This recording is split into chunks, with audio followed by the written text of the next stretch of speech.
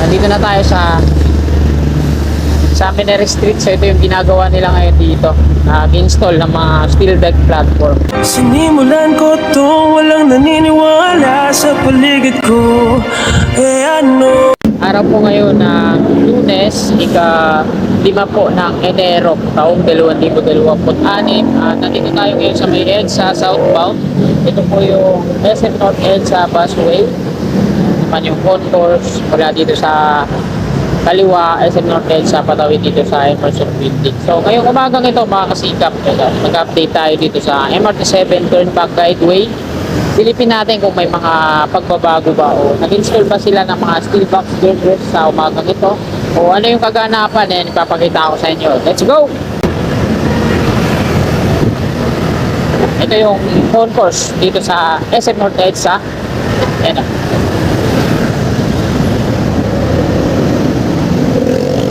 Yan ang mga gawang SM.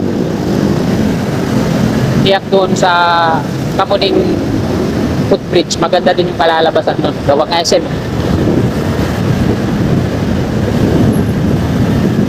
Yan. West Avenue na po ito dito. Parang hindi pa nagre-resume yung pasok nila. No? Wala pa akong nakikita mga ano dito gumagawa.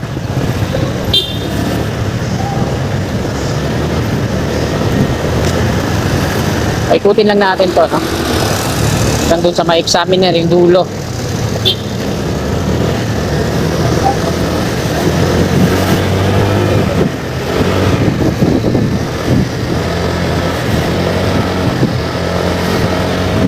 Nakabakasyon pa yata yung mga workers, ha? January 5 na ngayon, pa sila nagre-resume ng pasok.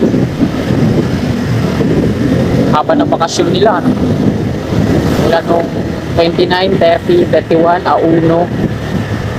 Hanggang ngayon, mga gwardiya lang nakikita ako dito. Buwian siguro sa mga probinsya. AICC po ang kontraktor na gumagawa sa kasalukuyan. So alam naman natin mga kasikap yung hinaharap na itong Turnback Guideway, kung kaya nakikita natin mahaba hanggang dito sa may examiner, no? Hindi pang karaniwan kung sa likuan lang ng tren. Paliwanag ko na sa mga nakaraang video ko na mayroon pang ano to, extension hanggang Tutuban daw po ito. At i-connect siya sa Southern Access Link sa Alex.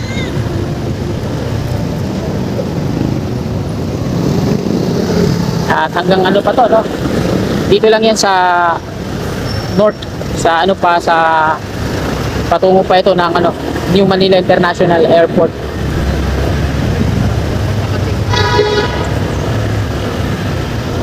Ayun, napakaganda pag puro tren na yung mga gagawing ano dito sa Metro Manila, no? Ayun, nandito pala sila. Puro tren na lang, wala nang mga ano para sa mga bus, mga ganyan dito sa baba, mga taxi, mamahal maningil. Maganda yung mga tren na lang pangmasa. Dito na tayo sa Minera Street. So ito yung ginagawa nila ngayon dito. Nag-install ng mga steel deck platform. Yan, patungong Quezon Avenue yan, diretso. So dito na ako mag-U-turn. Ito yung dulo yan.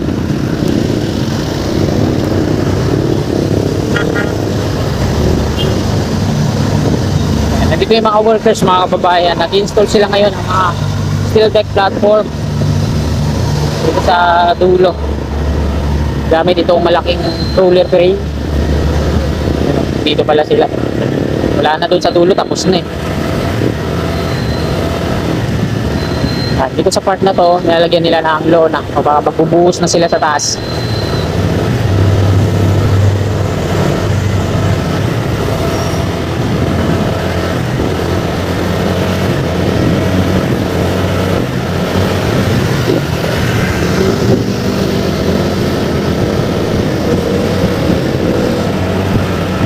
Sarap pag ganito, walang traffic, ano?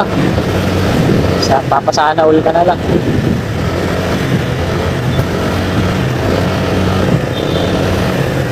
Shoutout po sa lahat ng mga kasikap natin, hindi lang dito sa Pilipinas, sa mga kasikap natin dyan sa abroad na nag-aantabay lagi sa mga ganap dito sa Pilipinas. Yan.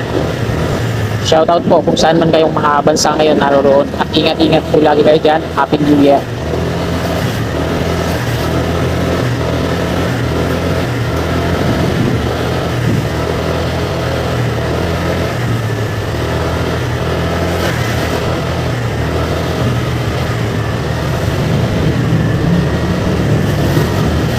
Clearing na sila dito. Malinis na yung ilalim. Yan na lang sa may mga temporary steel casing kasama ng pundasyon, nakalawit pa. Maganda sana yan dyan kung lalagyan nila ng ano lang, median barrier. Yung isang harang lang sa gitna para mas lalong ano, mas gawin nilang ano, emergency bay kagaya doon sa mga skyway. Bagay, sa San Miguel Corporation yung tumitira dito. Maging ganun nga yan.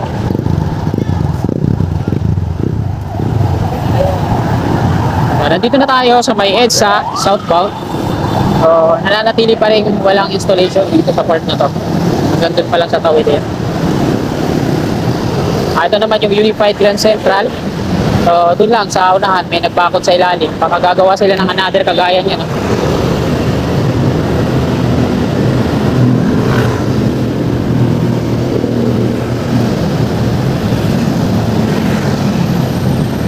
Siya nga pala mga kasikap, diretso natin tong update natin dito sa may GMA Kamuning.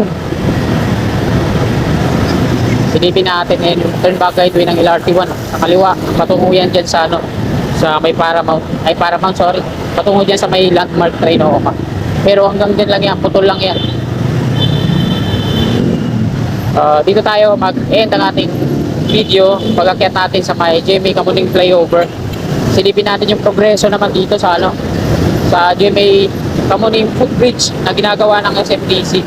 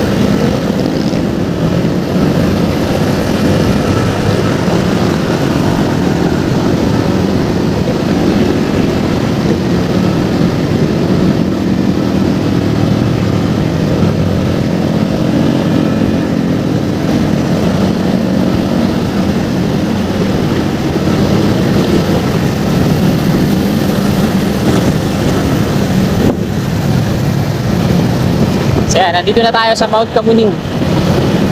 Ito yung mataas na footbridge dito sa EDSA. Para sa akin lang mga kasigap, nangihinayan din ako dyan na i-demolish yan. Kasi kung di mo naman kayang tumawid dyan, bakit naman ipagpipilitan mo yung sarili mo? So ito na yung station dito. Ayan. Parang sa SM North nga, yung design. Maganda siya mga kasigap. Ayan, kasi Kasi ito na yung pinaka-bridge niya patawid, meron ng mga structure para sa bubong. So, mas maganda talaga siya makakasikap kaysa doon sa gawalan ng government natin, yung nandun sa likod.